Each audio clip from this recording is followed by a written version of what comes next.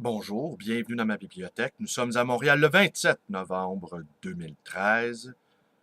Mon nom est Bruno Lalonde. Est-ce la première neige tombée sur la ville de Montréal qui m'a donné envie de vous parler de ceci, de ce peintre, le peintre du noir, Soulage.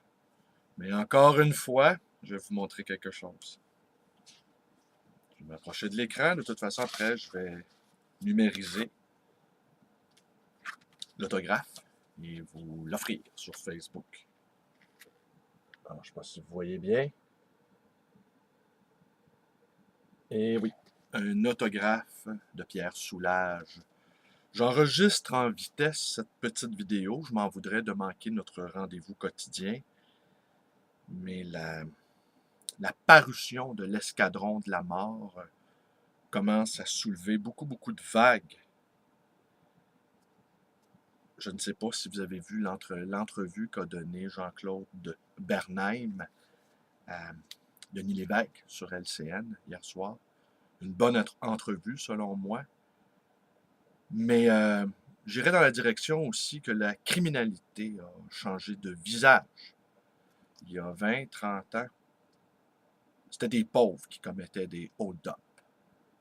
On connaît la suite, certains d'entre eux ont été abattus par la police. Mais aujourd'hui, qui commet les crimes économiques les plus ravageurs? Eh bien souvent, ils appartiennent à la classe moyenne et à la petite bourgeoisie, et voire même à la grande. Et il n'y a pas de cadavre allongé sur le trottoir, mais ces escrocs à la Madoff ou à la Vincent Lacroix brisent autant de vies. Et tout le système, en fait, est une immense escroquerie à la Ponzi, c'est-à-dire une chaîne pyramidale. Et les morts que cette crise économique qui a débuté en 2008 font se comptent déjà par millions. Mais personne ne sera inquiété, ou presque. Alors, si vous voulez voir le nouveau visage de la criminalité, eh bien, vous n'avez qu'à écouter la commission Charbonneau. Et là, vous y verrez défiler des gens tout à fait respectables, profiter de toutes les failles du système pour s'enrichir sans vergogne. Alors oui, je conçois qu'on ne puisse pas éprouver de grande sympathie pour des criminels, mais on le reconnaîtra, des criminels de l'ancien temps, mais on leur reconnaîtra au moins cette qualité qui fait défaut à nos actuels criminels en cravate, le courage. Alors, je vous lis un petit passage de cet entretien qu'a donné ce peintre absolument extraordinaire, un de mes artistes préférés, Pierre Soulages.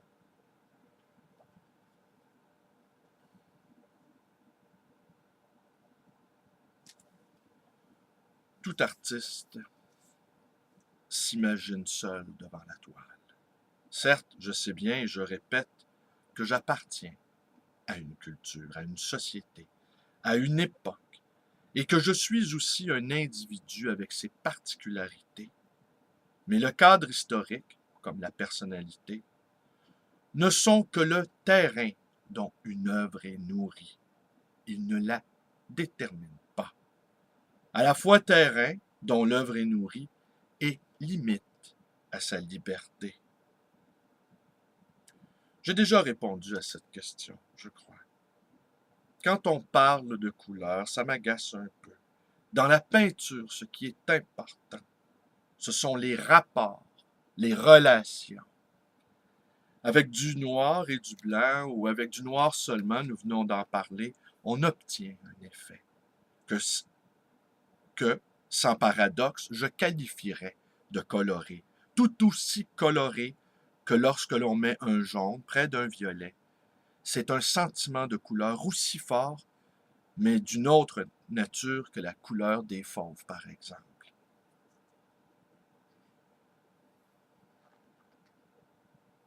J'ai toujours considéré, il nous parle ici du surréalisme, j'ai toujours considéré le surréalisme comme un moment capital de l'histoire de la littérature et de la poésie.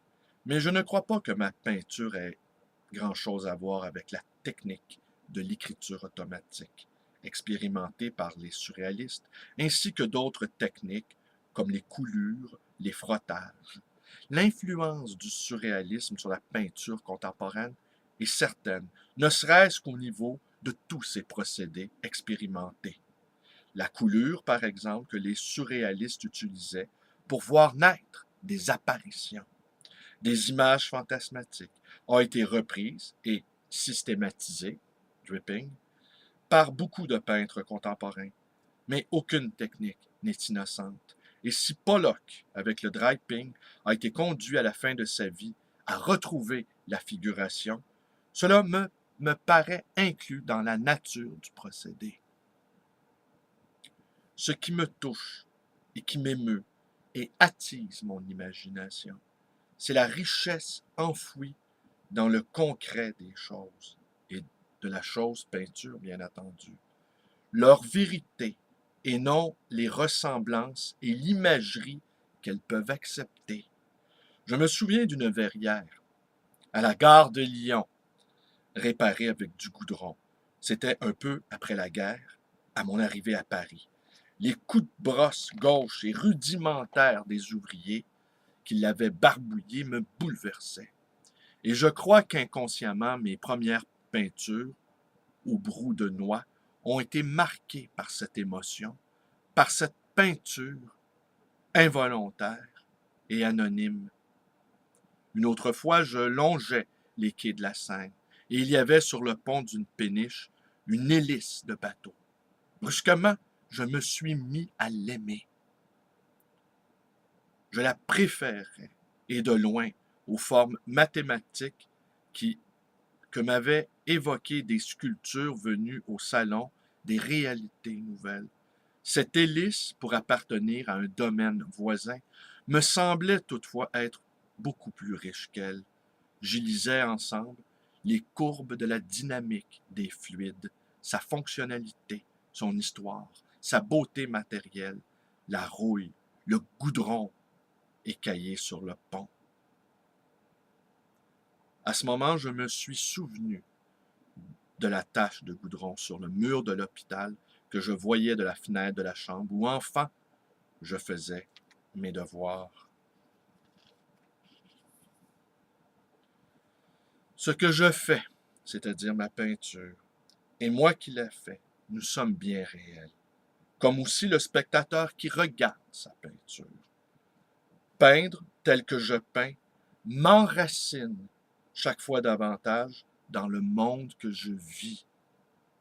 Peindre, c'est ma manière d'interroger la réalité, le monde dans lequel nous sommes et de nous interroger aussi nous-mêmes. Est idéaliste pour moi qui, aujourd'hui, se déclare, parce qu'il est figuratif, réaliste. La figuration ne nous montre qu'un aspect des choses. L'image figurative la plus réussie est l'image du rêve. Si je rêve d'un morceau de pain, il y a tout. La couleur, la matière du pain, sa croûte, la mie et même l'odeur qui n'est jamais dans la peinture.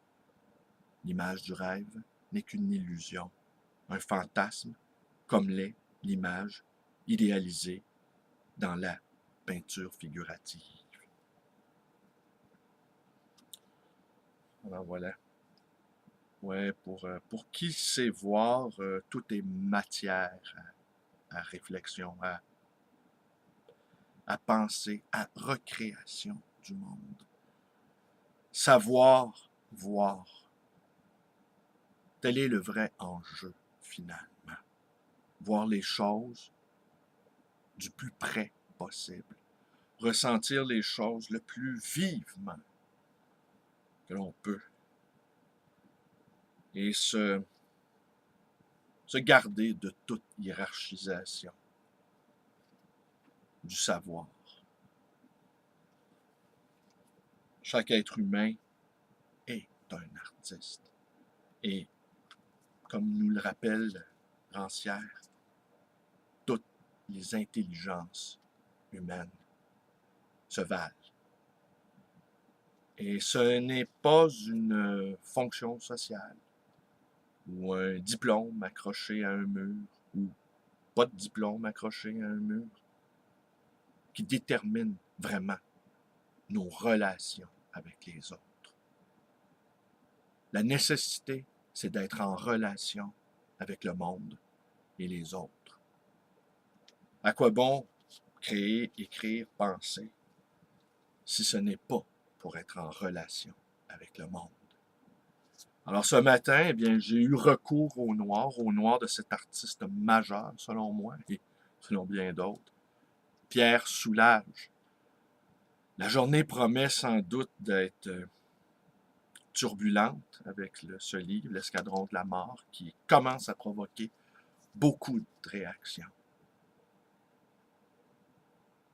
Eh bien, moi, je m'arrêterai devant l'une ou l'autre de ces reproductions de Soulages qui réinventent le geste. Allez, je vous montre une dernière fois.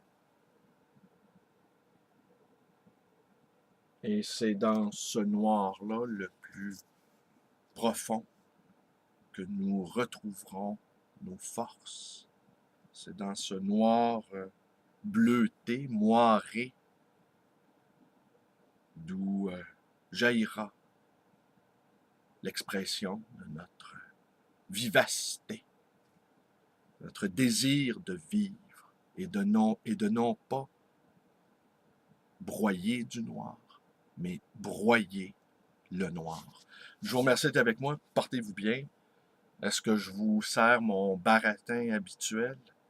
Eh ben oui, tenez. Ma librairie d'occasion et d'ancien, le livre voyageur, dans le quartier Côte-des-Neiges. Mon numéro de téléphone, 514-736-0999. Vous pouvez également joindre ma page Facebook et vous pouvez également aussi vous abonner à mes vidéos sur ma chaîne YouTube. Allez, bonne journée à tous et on continue. De nouvelles aventures nous attendent. Prenons le large. Nous sommes